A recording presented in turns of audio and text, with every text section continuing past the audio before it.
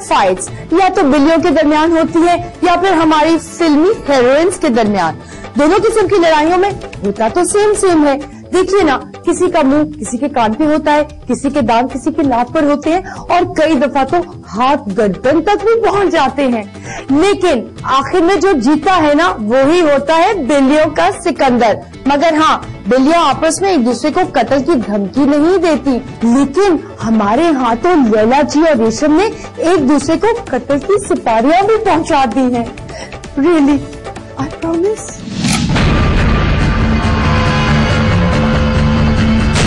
बॉलीवुड की फिल्मों में अक्सर ये सिचुएशन होती है कि विलन हीरो को कत्ल करवाने की सुपारी देता है, मगर लॉलीवुड में तो मामला इससे भी आगे निकल गया।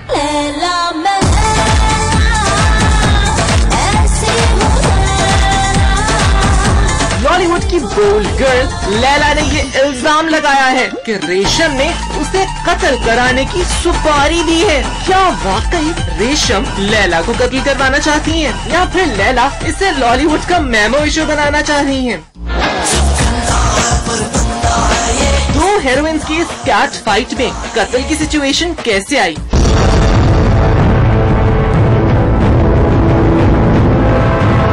लैला को गिला था कि रेशम ने बाज औकात गमी के मौकों पर भी उसे बहुत खराब किया है, जैसे उसकी माँ की वफात पर पर्स की चोरी का इल्जाम लगा दिया। इसी तरह लैला रेशम से भी गिला करती हैं कि रेशम ने बहुत दफा उसे बड़े अहम प्रोजेक्ट से भी कट करवा दिया। और सबसे लेटेस्ट है संगीता जी का प्रोजेक्ट, जिससे लैला को रेशम की वजह से हाथ धोने पड़े। सिल्वर स्क्रीन में भी कई मर्तबा इन दोनों के दरमियान तू मैं हो चुकी है। दोनों एक दूसरे पर ड्रग यूज का भी इल्जाम लगाती रही हैं। एक मर्तबा तो मॉल टाउन में वाक़ई ब्यूटी पार्लर में दोनों एक्ट्रेसेस में थप्पड़ों, लातों और घूसों का 2020 भी हो चुका है। इन वनडे लड़ाइयों के बाद सिचुएशन ये बनी रही, रेशम ने दी लैला के कत्ल की सुपारी।